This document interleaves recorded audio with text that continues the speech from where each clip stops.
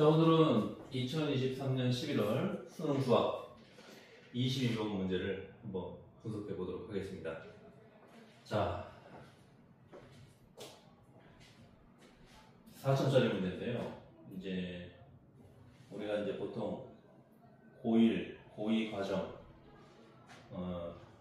모의고사에서는 22번까지 문제가 나오고 23번부터는 이제 23번부터 30번까지는 이제 선택할 수 있잖아요, 그렇죠? 예, 기하 벡터, 확률과 통계, 또 미적분 이렇게 그때 선택할 수 있는 게 한 8문제 되는데 1, 2학년 과정 중에서 이제 가장 최상위 문제라고 보시면 되세요. 그래서 당연히 이제 번호가 올라갈수록 이제 내용이 점점 어려워지긴 하는데 어쨌든 제가 이제 그 강의를 하는 목적은 그 수학을 너무 어렵게 생각하지 말아라 하는 것이고 현실적으로 좀 어렵게 출제가 돼요. 왜냐면은 제가 학교 다녔을 때 풀었던 문제 수준하고 지금 이제 학원 원장으로서 가르치는 입장에서 지금 출제가 되고 있는 문제들을 보면은 난이도가 많이 올라갔어요. 그만큼 이제 아이들의 그 지적인 수준도, 문제풀이 능력도 많이 향상이 된 거죠. 그렇죠? 옛날에는 이런 문제들에 비하면은 옛날 문제들은 진짜 뭐 어디 문제 초등학교 문제 수준 정도였죠. 공식만 외우면 풀 수 있는 문제들이 거의 대부분이었으니까. 그렇죠? 근데 이렇게 이제 어려운 문제들을 풀어나가는 것도 우리가 이제 공부하는 사람의 목적이긴 한데 과연 이거를 정해진 시간 안에 풀 수 있을까? 우리 그 다른 것보다도 이제 그 풀이 과정 같은 거 보면은 굉장히 길잖아요. 그러니까 이 풀이 과정 적는 것만 해도 굉장히 긴데 시간이 걸리는데 이거를 또 스스로 풀어서 답까지 내려면 시간이 많이 필요하겠다 하는 생각에 좀 문제 난이도가 좀 높기는 높다 하는 게 이제 제 개인적인 생각입니다. 그러다 보니까 이제 수학이 점점 더 어렵게 느껴지고 힘들게 느껴지는 거죠. 그런데 이제 어떤 좋아서 한다기보다도 어떤 수능이라든지 또 학교 내신에서 점수를 잘 맞기 위해서 비중이 높으니까 하는 측면이 좀 많이 강한 것 같아요. 근데 이제 저는 그런 것보다도 최대한으로 좀 쉽게 풀 수 있는 방법들이 있는데 이런 것들을 이제 그 풀이 과정 자체도 굉장히 좀 이해하기 힘들게 그렇게 좀 전개가 됩니다. 그래서 제 입장에서는 수학이 그렇게 어려운 학문이 아니거든요. 근데 사람들이 자꾸 어려운 학문으로 만들어버리는 것 같아요. 우리 과학도 마찬가지죠. 공식이 굉장히 복잡하죠. 그래서 전공자 입장에서는 뭐 그 정도는 충분히 기본적으로 알아야 되겠지만 우리가 이제 공부를 꼭 잘하는 아이들만 교육을 하는 게 아니잖아요. 그렇죠? 적어도 이제 중간 정도 되는 아이들도 충분히 이해할 수 있고 충분히 풀어낼 수 있는 그런 수준으로 이제 문제가 출제가 돼야 된다고 생각을 하거든요. 지금 보면은 뭐 제 개인적인 생각은 그래요. 잘하는 애들은 뭐 90점 100점 받는 거고 중간 정도 되는 애들은 뭐 70점 80점 정도 뭐 못하는 아이들은 뭐 진짜 50점 미만 이렇게 이제 받아야지 공부 어떤 그 수준의 그 상향이 된다고 생각을 하는데 문제가 너무 어렵게 내잖아요. 어렵게 내면은 이 중간쯤 아이들이 50점 미만으로 떨어져 버립니다. 그러면 50점 미만의 성적을 가지고 과연 대학을 간다는 것이 그게 맞는 말일까 하는 생각이 좀 들기는 해요. 그래서 우리가 이제 어느 정도 뭐 대학에서 공부를 한다고 생각하면은 어느 정도 뭐 한 70% 80% 정도는 알고 들어가야지 수 있다고 생각을 하거든요. 예전에 뭐 사고시험 같은 경우도 그렇죠. 뭐 평균이 뭐 50점대, 그리고 나머지 50%는 나머지 50점은 실력이 안 된다는 거 아닙니까?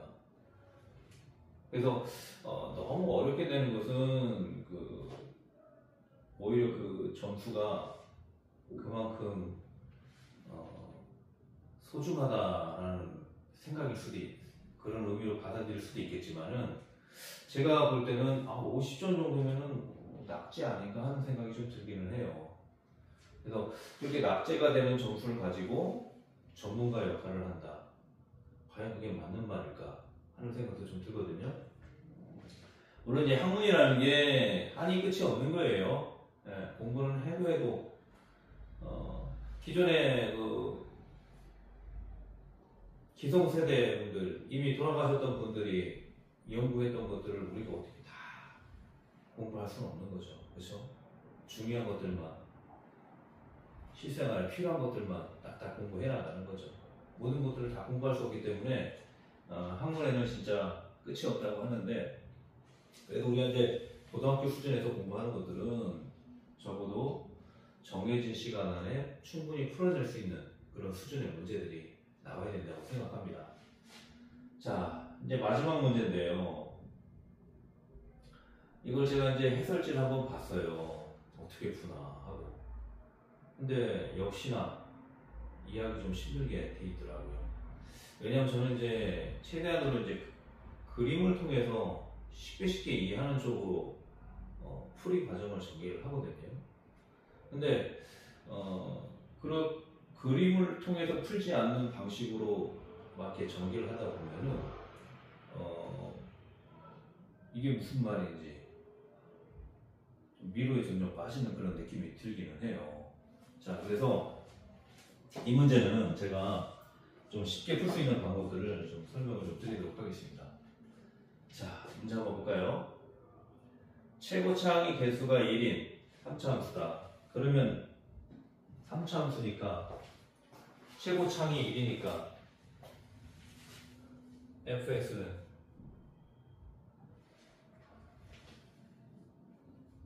x 세제곱이 기본적으로 나온다는 거잖아요. 그렇죠? 근데 개수가 1이니까 양수잖아요. 양수니까 패턴이 어떻게 됩니까? 이런 패턴이죠. 그렇죠? 요거는 이제 쉽게 말하면 세근을 갖는 거죠. 세근. 그렇죠? 세근을 갖기도 하지만 또 이렇게 한글을 가지면서 올라가기도 하죠. 그렇죠? 그리고 이제 요거는 이제 이렇게 올라가고 여기 이제 근 하나 쓰면서 원만하게 또 올라가면서 그것도 있고, 또 이게 올라가면서 여기서 조금 멈췄다가 이렇게 올라가는 게 있습니다. 네. 요거 이제 우리가 미분할 때 어떤 중근의 개념으로 또 보기도 하거든요. 자, 아무튼 이런 패턴으로 간다는 거예요. 근데 대체적으로 1번 첫 번째 그림으로 문제를 풀어야 돼요. 왜냐면은 수학에서 문제를 낼 때 근이 일단은 있다고 생각을 하고 문제를 푸는 거지, 근이 없다고 근이 하나만 가지고 문제를 풀진 않아요. 왜냐면 근 하나 갖고는 생각할 수 있는 게 딱 하나밖에 없잖아요. 근 세 가지가 나오면은 생각할 수 있는 게 여러 가지가 있죠. 그렇죠? 세 가지를 생각해야 되니까 이 간격도 생각해야 되는 거고요. 그렇죠? 그렇기 때문에 더 복잡하게 문제를 풀어야 되기 때문에 1번 패턴으로 문제가 나옵니다. 그래서 이제 이거는 최고차항의 개수가 1인 3차함수 fx다. 그러면 딱 이 그림을 생각하시면 돼요. 이거는 이제 뭐 그림은 또 다양하게 그릴 수 있죠. 뭐 이렇게 될 수도 있고, 그렇죠? 이렇게 접할 수도 있고, 근 하나, 그러면 이제 중근 두 개에다가 근 하나죠, 그렇죠? 네. 이런 식으로 나올 수도 있고, 또 뭐 이렇게 했다가 이렇게 될 수도 있고, 여기서 접할 수도 있고, 다양한 형태가 나올 수 있는데, 어쨌든 중요한 거는 1번 패턴으로 전개가 된다는 겁니다. 그 다음에 이제 뭘 봐야 되느냐?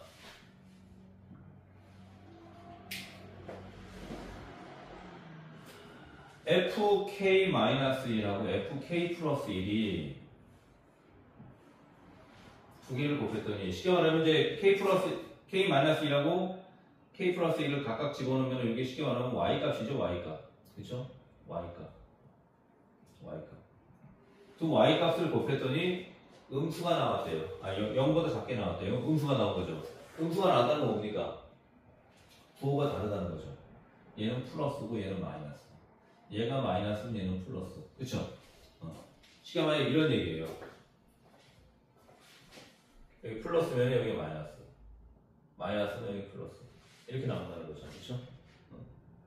그래야지 이제 두 값을 곱하면 음수가 나온다는 거잖아요. 그런데 그걸 만족시키는 정수 K는 존재하지 않는데요. 존재하지 않아요. 그 다음에 정수 K라는 것에 주목을 하실 필요가 있어요.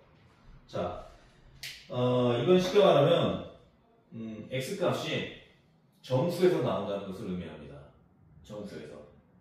왜냐하면 한번 생각해 보세요. 일반적인 패턴으로 보면 어때요? 다 존재하잖아요. 양수일 때 음수. 두 개 곱하면은 어쨌든 0보다 적게 나오잖아요. 그러니까 기본적으로는 실수 조건에서는 항상 존재하는 거예요. 항상. 이 등식이. 정수가 아닐 경우에는. 근데 정수일 때는 존재 안 할 수가 있어요. 그거 이제 제가 조금 이따 설명을 드리겠습니다. 실수 조건에서는 항상 성립하잖아요. 왜냐하면 그래프가 위에서 어쨌든 X축을 뚫고 올라가잖아요. 그럼 적어도 이런 그림일 때도 어쨌든 여기는 마이너스, 여기는 플러스니까 마이너스 플러스 곱하면은 당연히 0보다 작게 나오잖아요. 그렇죠? 그러니까 기본적으로 실수 조건에서는 항상 존재할 수밖에 없는 거죠. 항상. 근데 정수 K에서는 존재하지 않는다. 이렇게 다 단서를 내렸단 말이에요. 그러면은 정수끼리만 비교해가지고 보면은 0이 0보다 작게 나오는 경우가 없다는 얘기구나. 그럼 0보다 작게 나온다는 경우가 뭘까? 그거 0보다 작게 나온다는 것은 작게 나오지 않는다는 것은 결국에는 여기하고 여기가 두 부호가 서로 같거나 아니면 0이거나 이렇게 된다는 거잖아요. 그렇죠? 자, 그 다음에 이제 F'이 나왔어요. 얘는 이제 접선의 기울기라고 그랬죠. 접선의 기울기. 접선의 기울기, 즉 마이너스 4분의 1에서의 접선의 기울기가 마이너스 4분의 1이에요. 즉 그래프가 마이너스 4분의 1을 기준으로 자, 여기가 이제 마이너스 4분의 1이라고 할게요. 마이너스 4분의 1일 때 기울기가 곡선이 이렇게 우하향한다는 거죠. 우하향. 이 X축 위에서 우하향할 수도 있고 X축 밑에서 우하향할 수도 있고 그렇죠? 그 다음에 또 뭡니까? 4분의 1에서도 기울기가 어쨌든 음수가 나온대요. 음수가 나온다는 것은 자 4분의 1 여기를 찍을게요. 4분의 1에서도 계속 우하향한다는 얘기예요. 마이너스 4분의 1에서도 우하향, 4분의 1에서도 우하향한다는 거예요. 자, 마이너스 4분의 1하고 4분의 1 사이에 뭐가 있습니까? 0이 있죠, 0. 그렇죠? 0. 그러면 0을 지나면서 우하향을 할지 0을 지나지 않으면서 우하향을 할지 그걸 이제 생각해 봐야죠. 근데 대체적으로 마이너스 4분의 1하고 4분의 1에서 다 우하향한다는 거는요 0에서 X축하고 만난다는 거예요. 왜냐하면 이 정수 조건이 나오잖아요. 자, 이제 정수 조건을 한번 따져볼게요.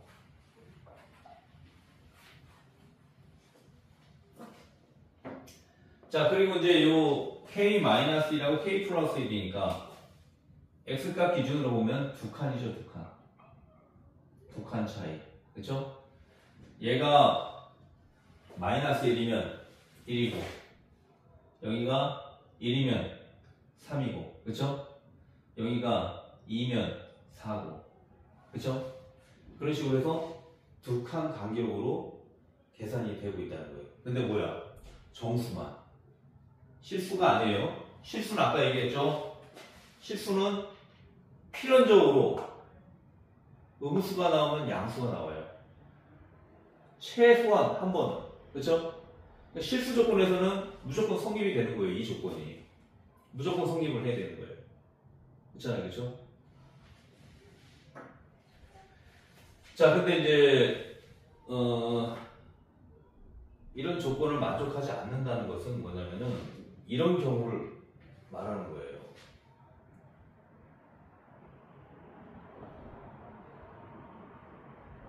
자, 마이너스 4분의 1이 나왔다는 것은, 자, 마이너스 4분의 1. 여기서 그래프가 우하향이 된다는 거잖아요. 올라갔다가 내려온다는 거잖아요. 그죠? 어쨌든 우하향이 된다는 거예요. 우하향이. 이렇게 해서 우하향이 될지, X축 위에서 우하향이 될지, X축 밑에서 우하향이 될지, 이렇게 된다는 거예요. 되는데, 4분의 1에서도 우하향을 한다는 거예요. 4분의 1. 4분의 1. 그쵸? 연장선으로 이렇게 딱 봐도 되고. 그러면은, 세 가지를 생각할 수 있죠. 0을 지나느냐, 0 위에서 우하향이냐, 즉 X축 위에서 우하향이냐, 아니면 X축 밑에서 0을 기준으로 봤을 때 우하향이냐, 이 세 가지를 생각할 수 있는 거죠. 그렇죠? 이렇게. 그렇죠? 세 가지. 세 가지. 근데 정수라고 일단 했기 때문에, 자, 한번 봅시다. 그래프가 이렇게 그려지면은, 예를 들어서 이렇게 그려지면은 마이너스 2를 집어넣었을 때 양수죠. 그렇죠? 그러면 그 두 칸이라고 했으니까 2를 집어넣었을 때 음수가 나오잖아요. 그렇죠? 그러면 존재하는 거잖아요. 이 조건을 만족시키잖아요. 그러니까 그림이 이렇게 되면 안 된다는 거예요. 그러니까 무슨 얘기냐? 기본적으로 필연적으로 음수가 나오면 양수가 나오기 때문에 항상 이거는 실수 조건에서는 항상 존재하거든요. 이런 상황이. 근데 존재하지 않는다는 것은 정수에서만 생각을 하라는 얘기예요. 정수에서만. 그러면 마이너스 1이 여기 양수일 때 1은 어쨌든 존재하지 않으려면 어떻게 됩니까? 이렇게 해서 여기서 꺾어서 올라가야 되겠죠. 이렇게. 그렇죠? 꺾어서 올라가야 되잖아요. 이렇게. 올라가야지 여기도 양수가 되잖아요. 그렇죠? 이해되시나요? 여기가 양수라면 여기 양수. 그렇죠?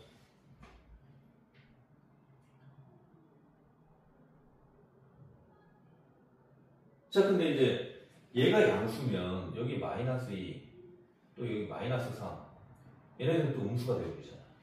여기 양수 음수 안 되잖아. 안 되잖아. 그렇죠? 안 된단 말이에요. 그러면 무슨 얘기냐?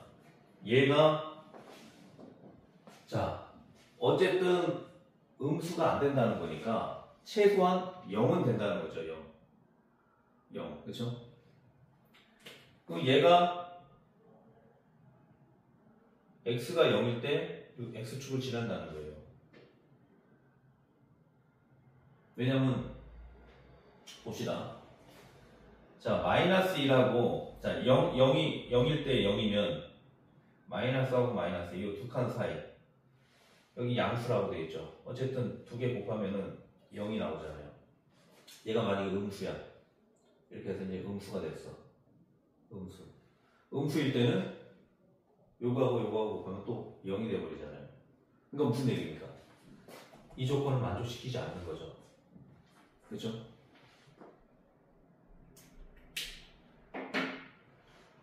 그래서 이제 0이 돼야 된다는 거예요. 왜냐면 아까 말한 대로 여기가 만약에 그냥 양수예요. 요 그래프 한번 생각해 볼게요. 양수예요. 양수가 이렇게 이제 올라간 거잖아요. 그죠? 내려온 거잖아요. 그러니까 내려오면은 0일 때 양수고 마이너스일 때 양수지만 또 마찬가지로 이렇게 내려가니까 마이너스일 때는 마이너스 4하고 계산할 때 음수가 되어버리죠. 그렇죠? 네, 가장 좋은 건 뭐냐면요. 얘가 0이 돼야 되는 거예요. 0이. 그 조건은 요것 때문에 그래요. 여기서 우하향 하고 여기서 우하향 한다는 것 때문에. 그러면 x가 0일 때 x축하고 지나는구나. y도 0이 되겠구나. 이렇게 이제 생각을 해야지 문제가 없어진다는 겁니다. 그 다음에 또 중요한 거는 자, 0하고 마이너스 2하고 일단 생각해 보면은 마이너스 2가 플러스가 되든 마이너스가 되든 얘가 0이니까 0보다 작게 나오진 않죠. 그렇죠? 그 다음에 마이너스 1 가장 이제 기본적인 게 이제 이렇게 보시면 돼요.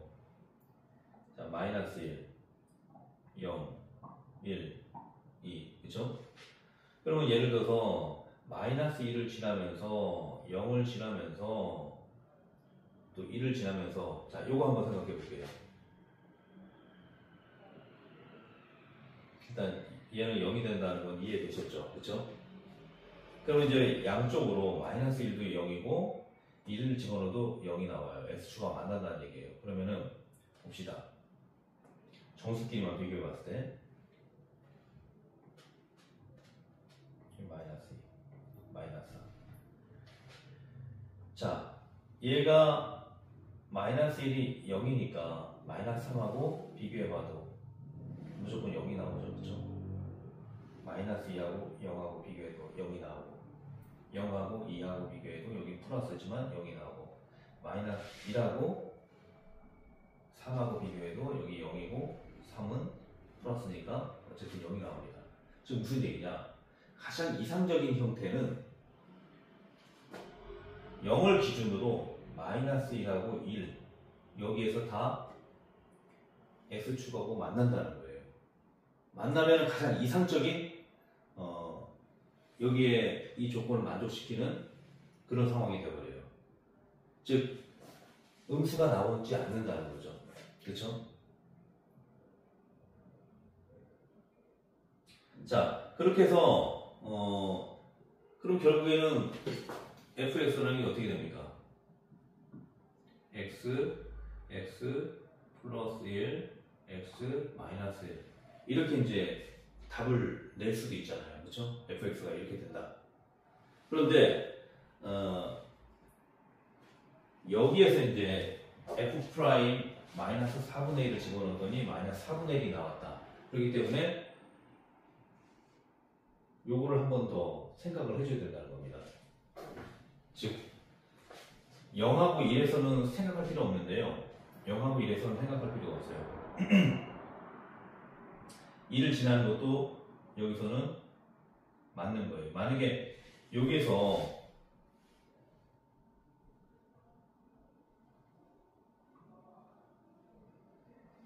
자, 이렇게 해서 이렇게 갔는데 여기에서 이렇게 갔어요. 1에서 x축하고 만나지 않아요. 그러면은 자, 여기가 2라고 가져갑시다.